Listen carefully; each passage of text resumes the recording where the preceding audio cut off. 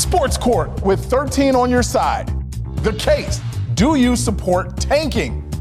Testimony. You should. Let's be honest, when you live in a market like the Detroit Tigers or the Red Wings or the Lions or even the Pistons, no free agents are knocking down your door to come play for you unless A, you've already established a winner, or B, you flat out overpay. The best way to develop your team is through the draft. The best way to do that when you're rebuilding is to flat out tank. Of course you support it. Jamal, I am so disappointed in you. In fact, this is the most disappointed I've ever been with you in the history of Sports Court. Sports are about competition, and tanking is about giving up competition. You play to win the game, as the famous saying goes, and you're not doing that here. It's a disservice to the fans who pay hard bucks to go to the game. Tanking is awful. I don't support it at all. Cross-exam. Look here, Herm Edwards. Wouldn't you agree that you can put a team out on the court or on the ice or on the field that would play hard, they just might not be as talented? Yeah, but that's not tanking. Tanking is go out there and lose, or tanking is tinkering with your lineup so that you deliberately don't have the best chance of winning. Now, I'll say this in terms of tanking. We live in a society where there are lotteries in sports.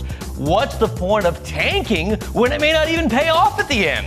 I say this about the NCAA tournament every year. You can't win it unless you're in it. So you're right, the lottery is all about getting the best odds. You know how to get better odds? By tanking. Lose more games. You get more ping pong balls. You get a better chance of landing that top pick, that top prospect, so you can turn your franchise around quicker. Closing arguments. Players will play. When I speak of tanking, I don't mean players go out and try to lose.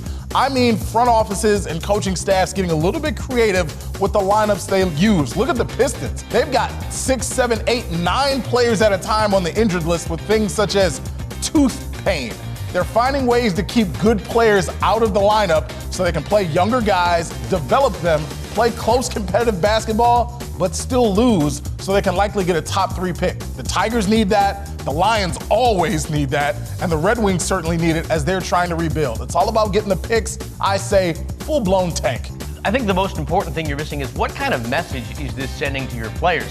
What kind of atmosphere is that going to foster in a locker room or a clubhouse? Players want to play for winners. Sure, some of them want cash, but most of them want to be on winning teams. At the end of this season, if I'm a guy on a tanking team, I'm demanding my agent to trade me. You're harboring a bad atmosphere in your team environment. That's not good, which is why tanking is not good.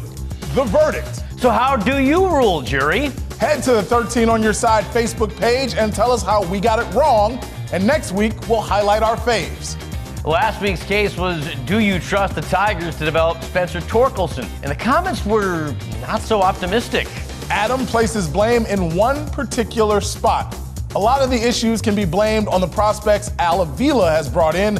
I don't know that I trust him. And Aaron said the Tigers have a terrible track record with player development, especially field players. I hope I'm wrong and that Torkelson is amazing.